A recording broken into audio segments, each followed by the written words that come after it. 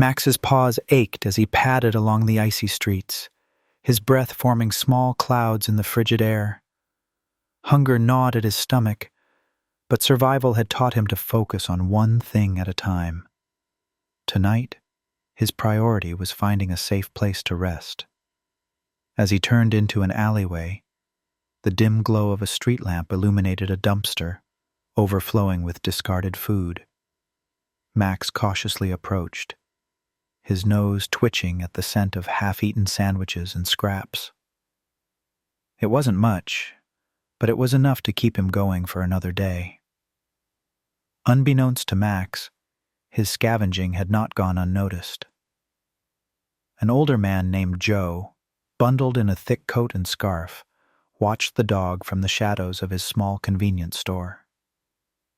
Joe had lived in the town for decades and had seen his fair share of strays, but there was something different about Max. The dog moved with a cautious dignity, his eyes scanning his surroundings as if expecting danger at every corner. Joe had a soft spot for animals, especially those who had known hardship. Grabbing a leftover roast chicken from his store's counter, he stepped outside and called out softly, "Hey there, buddy.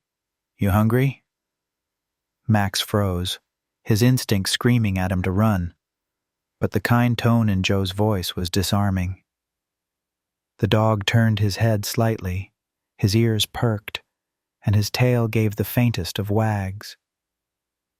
Encouraged, Joe crouched down and placed the chicken on the ground, then backed away to give Max space. Slowly, Max approached, his nose quivering as he sniffed the food.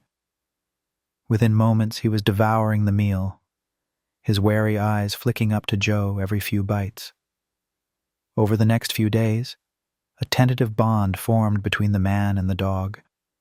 Joe began leaving food outside his shop at the same time each evening, and Max learned to trust the quiet, unassuming man who never made sudden movements or raised his voice. Though Max still refused to let anyone touch him, he started lingering longer after meals, sitting a few feet away as Joe talked to him in a soothing voice. One evening, as Max finished his meal, he surprised both himself and Joe by taking a cautious step forward. Joe held his breath, resisting the urge to move. Max sniffed the air, his dark eyes meeting Joe's for a moment. Then, as if testing the waters, he pressed his nose against Joe's outstretched hand. It was a small gesture, but it marked a turning point in their relationship. Joe, a widower with no children, found solace in Max's quiet companionship. He began setting up a small bed of blankets behind his shop, hoping the dog would take shelter there during cold nights. Slowly but surely, Max began to accept Joe's care. For the first time in years, he experienced warmth, not just physical, but emotional. Joe often wondered about Max's past. The dog's scars, both physical and emotional, told a story of hardship, but Joe respected his new companion in silence. He didn't push for affection or try to control him. Instead, he offered consistent kindness, allowing Max to heal at his own pace. As months passed, Max's fur grew shinier, and his eyes regained some of their former brightness. He began accompanying Joe on his daily walks to the town's edge, where children playing in the snow would occasionally wave at the pair. Max still flinched at sudden movements, but his confidence was slowly returning. The bond between man and dog deepened, rooted in mutual trust and a shared understanding of loneliness. Then, one crisp spring morning, something unusual happened. As Joe and Max strolled along their usual route, Max stopped abruptly, his ears perked and his nose twitching. He stared down the road, his body tense. Joe followed the dog's gaze and saw a man walking toward them, a man who looked vaguely familiar. Max's tail, which had been wagging moments earlier, went rigid. A low growl rumbled in his throat, a sound Joe had never heard from him before. The man approaching them had a rough appearance, his clothes disheveled and his eyes scanning the street nervously. Joe instinctively stepped closer to Max, placing a protective hand on his head. The man's eyes landed on Max, and he froze. "Max?" he called out hesitantly, his voice tinged with disbelief. Joe felt Max stiffen under his touch, and the dog's growl grew louder. Joe realized in an instant who this man must be: Max's former owner. The man took another step forward, his hand reaching out as if to grab the dog. But Max wasn't the same frightened animal who had fled 2 years ago. With a fierce bark, he lunged forward, placing himself between Joe and the stranger. The cold winter air cut through the desolate streets of a small rural town as dusk began to settle. Among the shadows, a lone dog limped cautiously along the road, his fur matted and his eyes carrying a weight far beyond his years. His name was Max, a scruffy mutt who had endured more in his short life than most animals should ever have to. Once a beloved pet, Max had known the warmth of a family and the gentle touch of a caring hand. But those memories had faded, replaced by the haunting recollections of cruelty and neglect. 2 years prior, Max's owner had been a man named Alan, whose once kind demeanor had turned bitter after losing his job. With nowhere to vent his frustrations, Alan's anger found a target in Max. The dog bore the brunt of Alan's outbursts, enduring harsh words, kicks, and even days without food. Max's once bright eyes grew dull, and his wagging tail fell still. But despite the mistreatment, Max's spirit never broke entirely. Deep within him, a flicker of loyalty and love remained. One fateful night, after a particularly violent episode, Max found the courage to escape.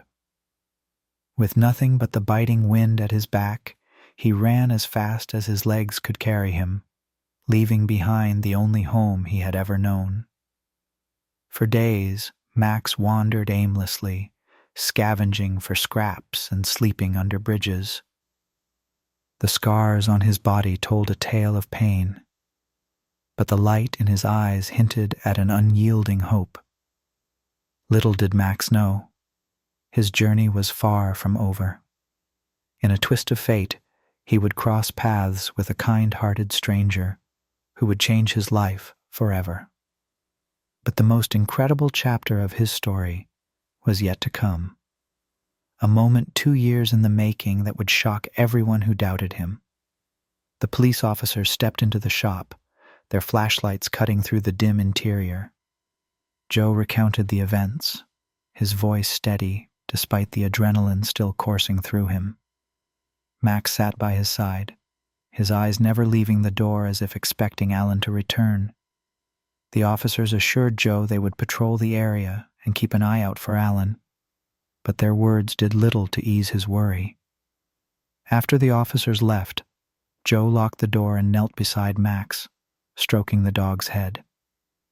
"It's over, buddy," he said softly, though he wasn't sure he believed it himself.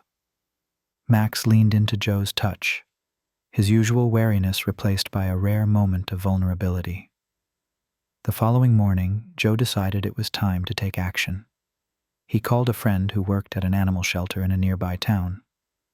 Karen was a seasoned advocate for animal welfare, and Joe knew she'd have advice on how to protect Max.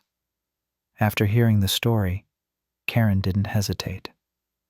"You need to get Max microchipped and officially registered in your name," she said. "That way, if Alan tries anything, you'll have legal proof that Max belongs to you." Joe agreed and set up an appointment at the shelter. The process was straightforward, and Karen even offered to file a report documenting the encounter with Alan.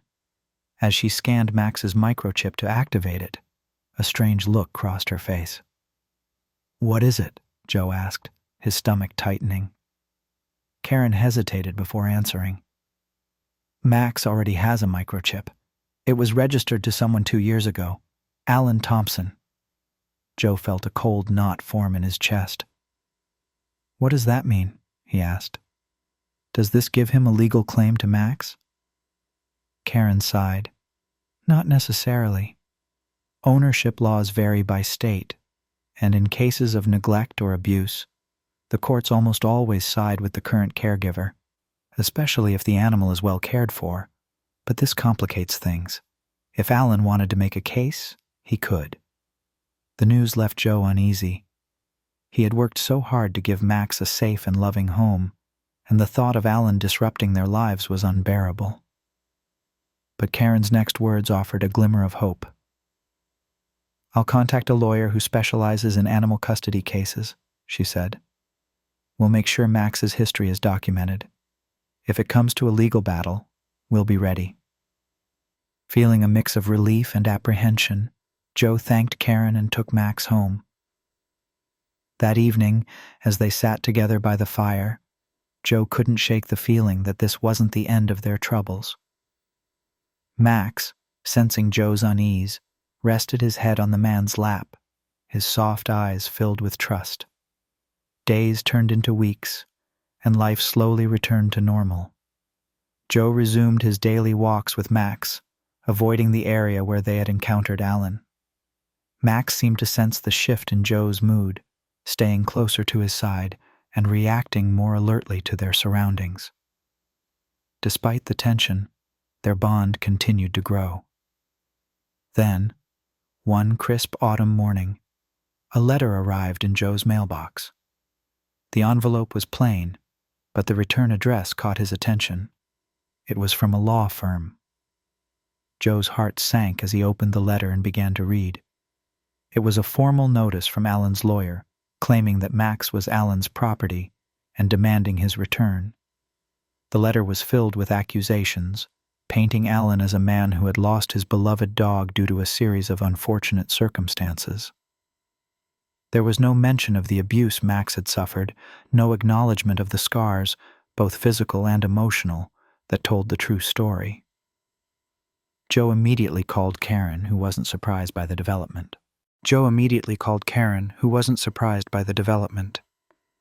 "This is exactly why we documented everything," she said. "Don't worry, Joe. We'll fight this." The situation escalated quickly. Alan filed a legal complaint, and within days, Joe received a court summons.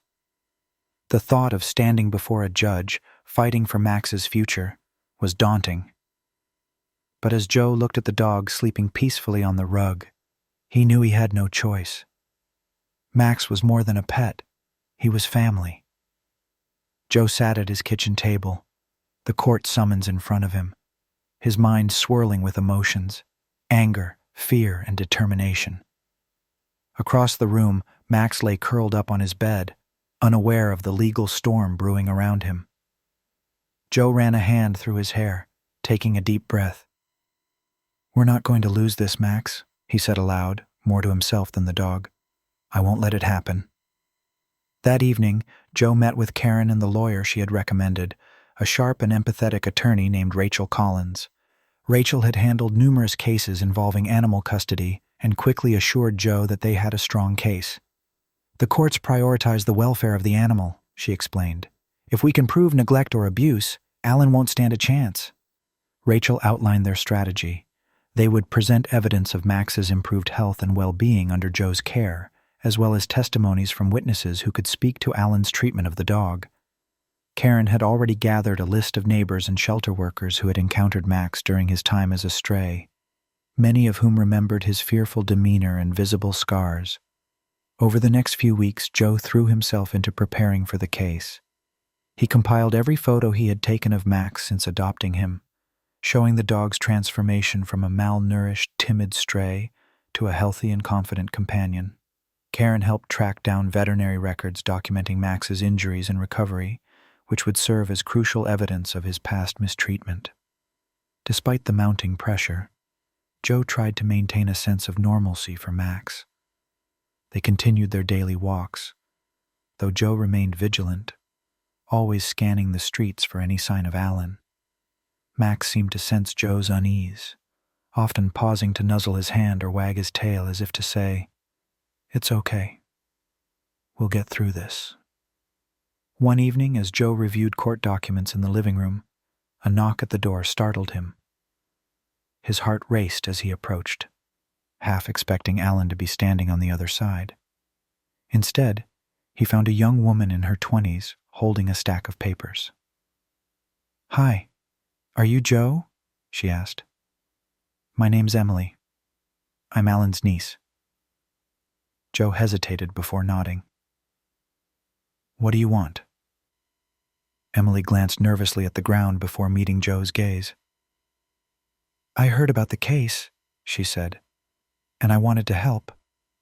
Alan, he's my uncle, but I know what he did to Max. He doesn't deserve to get him back."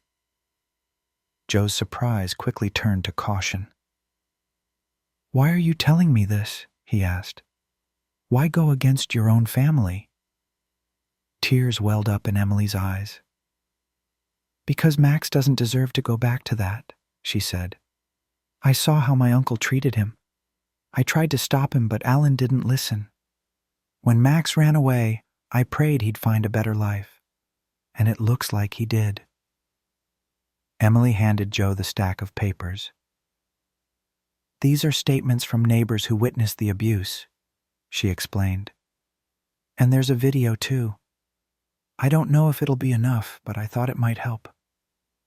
Joe's hands trembled as he took the papers. "Thank you," he said, his voice thick with emotion. "This means more than you know." Emily smiled faintly. "Take care of him," she said, before turning and walking away. That night, Joe and Rachel reviewed the new evidence. The video, captured by a neighbor's security camera, showed Alan dragging Max by the collar, yelling obscenities while the dog cowered in fear. Rachel's expression hardened as she watched. "This is exactly what we needed," she said. "It's undeniable proof of neglect." The court date arrived faster than Joe anticipated. As he and Rachel entered the courthouse, Joe felt a wave of anxiety wash over him. He glanced down at Max, who sat obediently by his side, his leash held loosely in Joe's hand. "We've got this, buddy," he whispered, drawing strength from the dog's calm demeanor. Inside the courtroom, Alan sat with his lawyer, a stern-looking man in a sharp suit. Alan avoided Joe's gaze, his expression a mix of defiance and discomfort. The judge, an older woman with a no-nonsense demeanor, called the court to order and invited Rachel to present their case. Rachel spoke with conviction, outlining Max's journey from neglect to recovery under Joe's care. She presented the evidence, veterinary records, witness testimonies, and the video provided by Emily. Each piece painted a damning picture of Alan's treatment of the dog. When it was Alan's turn to speak, he tried to shift the blame, claiming that his actions were taken out of frustration and that he had always cared for Max. But his arguments fell flat in the face of the overwhelming evidence against him. Even his own niece's testimony worked against him as Emily took the stand to recount what she had witnessed. The judge listened intently, her expression giving little away. When both sides had finished presenting their cases, she announced a short recess before delivering her verdict. Joe sat in the hallway with Max, his heart pounding. He couldn't bear the thought of losing the dog who had become his family. But as he looked into Max's trusting eyes, he felt a surge of hope. No matter what happened, he knew he had done everything in his power to protect him. The courtroom was silent as everyone filed back in, waiting for the judge to deliver her verdict. Joe's hands gripped the edge of the table, his knuckles white. Max sat quietly at his feet, his calm demeanor a sharp contrast to the tension in the room. The judge adjusted her glasses, her expression firm but unreadable. "In reviewing the evidence presented," she began, her voice steady, "it is clear that Mr. Alan Thompson exhibited patterns of neglect and abuse toward the animal in question, Max. The veterinary records, witness statements, and video evidence leave no doubt as to the conditions this dog endured. Therefore, I hereby rule that Mr. Joseph Carter is the rightful and legal owner of Max. This court finds no basis for Mr. Thompson's claim of custody. Relief flooded Joe's body as the words sank in. He reached down to scratch Max behind the ears, whispering, "We did it, buddy." Across the room, Alan's face twisted in anger. He stood abruptly, slamming his hands on the table. "This isn't over," he snarled, pointing a finger at Joe. "You'll regret this." The judge rapped her gavel sharply. "Mr. Thompson, I suggest you leave this courtroom quietly. Any further outbursts will result in contempt charges." Alan's lawyer placed a hand on his shoulder, urging him to sit, but Alan shrugged him off and stormed out of the room. The tension lingered even after he was gone. Rachel leaned over to Joe and said softly, "We've won this battle, but be careful. People like him don't always give up so easily." Joe nodded, his joy tempered by the lingering threat. He knew Alan wouldn't let go of his grudge so easily. Over the next few days, Joe tried to return to a normal routine. He and Max resumed their walks, this time venturing to new trails farther from town. The court ruling brought a sense of security, but Alan's parting words echoed in Joe's mind, keeping him on edge. One evening, Joe noticed a strange car parked across the street from his shop. It wasn't one he recognized, and the driver remained inside, watching the building. Joe's stomach churned. Was it Alan? Or perhaps someone working for him? He debated calling the police, but decided to wait and see if the car left on its own. As night fell, the car finally drove away, but the unease lingered. Joe shared his concerns with Karen, who immediately offered to contact the local police. "They need to know about this," she insisted. "If Alan is harassing you, they can step in." The police took Joe's report seriously, promising to patrol the area more frequently. Still, the situation weighed. The weeks that followed were an uneasy blend of routine and vigilance. Joe installed security cameras around his shop, their unblinking lenses a silent sentinel against the shadows. Max, attuned to Joe's lingering anxiety, rarely left his side, his once timid demeanor now replaced with a quiet alertness.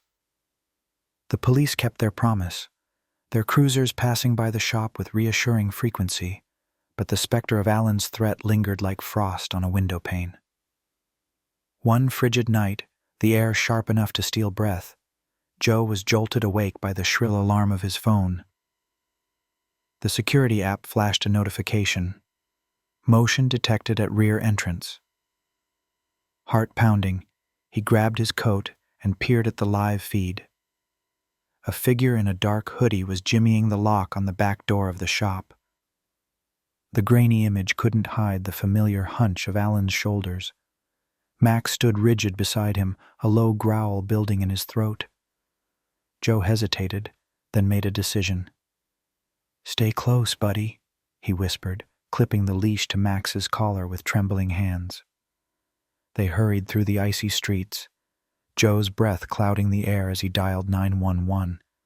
When they rounded the corner to the shop, Alan was already inside, flashlights sweeping over shelves.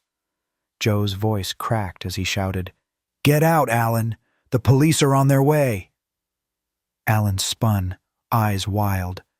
"You think you can steal what's mine?" he spat, lunging toward Joe. But before he could take a step, Max erupted into a fury of barks, straining at his leash. The sound was primal, a thunderclap of defiance that froze Alan mid-stride. Red and blue lights splashed against the alley walls as police cars screeched to a halt. Alan made a desperate dash for the back door, but Max broke free, circling to block his escape. Cornered, Alan raised a hand as if to strike, then faltered. In the stark police lights, the scars along Max's muzzle were laid bare, a map of suffering Alan himself had drawn. The dog didn't cower. He stood firm, chest out, a guardian in tattered fur. "Don't move, Thompson," an officer barked. Handcuffs clicked shut. As Alan was led away, he glanced back at Max, but the dog had already turned to Joe, tail wagging in tentative sweeps. In the days following Alan's arrest, Max's nighttime whimpers returned. Joe would find him pacing the living room floor, ears twitching at phantom noises, his old fears resurfacing like ghosts. But this time, Joe knew what to do. He'd light the fireplace, unfold the worn quilt where Max had chewed the corners as a nervous habit, and sit cross-legged on the floor. "Come here, soldier," he'd murmur, holding out a piece of jerky, the expensive kind Karen had gifted them for emergencies. Slowly, Max would settle, his head heavy on Joe's knee, as the man traced the ridges of scars along his back and told him stories about the shop's eccentric customers. "Old Mrs. Bennett tried to barter pickled beets for cough syrup again today." The rhythm of Joe's voice became an anchor, pulling Max back from the edge of memory. The town, meanwhile, rallied around them. A fundraiser organized by Karen at the shelter raised enough to repair the shop's broken lock and install a bright red Max's Corner sign above the dog bed by the register. Customers brought homemade biscuits and toys, though Max still shied from direct attention. His breakthrough came one drizzly afternoon when a girl no older than 7, her arm in a cast from a biking accident, knelt to offer him a cheese cube. To everyone's surprise, Max nudged her hand gently, then laid his chin on her knee. By the time she left, she'd named him Sir Barks-a-Lot and drawn a crayon portrait that Joe framed behind the counter. Alan's trial was swift. Security footage from the break-in, along with Emily's tearful testimony about the night Max fled, left the jury stone-faced. When the prosecutor played the video of Max blocking Alan's escape, his growl echoing through the speakers, a woman in the front row clasped her hand over her mouth. Max himself wasn't there. Joe refused to put him through it. "He's done enough," he told Rachel, but the dog seemed to sense the shift. That evening, as Joe scrubbed pans in the sink, Max trotted in with his favorite rope toy and dropped it at his feet, the first time he'd ever initiated play. Karen noticed the change first. "That mutt's a natural with the scared ones," she said one day, watching Max sit motionless as a trembling Chihuahua mix sniffed his paws. Soon she enlisted him as a confidence builder at the shelter. Joe fretted at first. What if he gets overwhelmed? But Max took to the role with solemn focus. He'd lie still for hours beside kennels of shut-down dogs, his presence a quiet rebuttal to whatever horrors they'd endured. When a malnourished collie finally uncurled to lick Max's ear, Karen snapped a photo for the shelter's newsletter.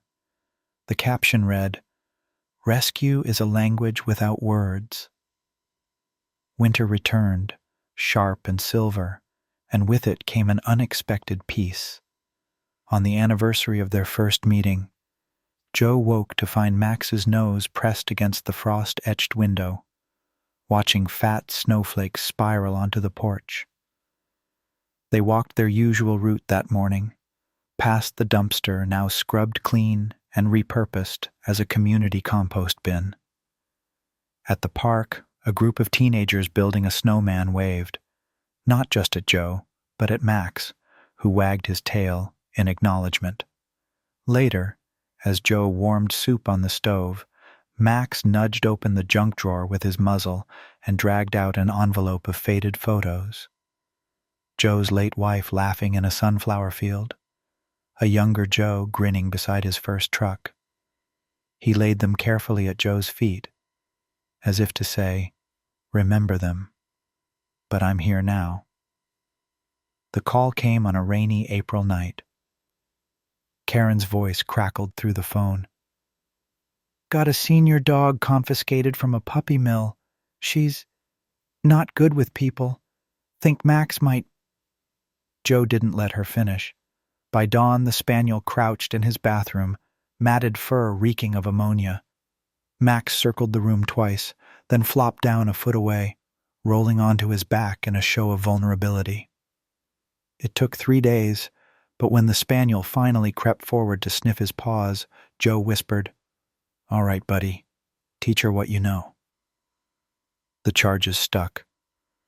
Trespassing, harassment, and a restraining order ensured Alan's shadow would never darken their lives again. News of Max's bravery spread through the town, transforming him from a wary stray into a local legend. Children left treats at the shop door, and the newspaper ran a photo of him sitting proudly beside Joe under the headline, "Rescue Dog Becomes Rescuer." Years later, on the anniversary of the trial, Joe sat on his porch watching Max nuzzle a timid newcomer, a gray-muzzled spaniel rescued from a hoarding situation. The late afternoon sun gilded the autumn leaves as Karen pulled up, her car packed with supplies for the shelter. "Ready to work your magic?" she asked, scratching Max's ears. He responded by trotting to the spaniel's side, his calm presence coaxing her out from under the porch steps. Joe smiled. Some said they'd saved each other, but he knew the truth. They'd simply learned to trust that the world could hold kindness as easily as cruelty. As the dogs ambled into the house, the spaniel's tail flickered like a candle flame, and Max's steady gait said what words never could. "You're safe now. This is home."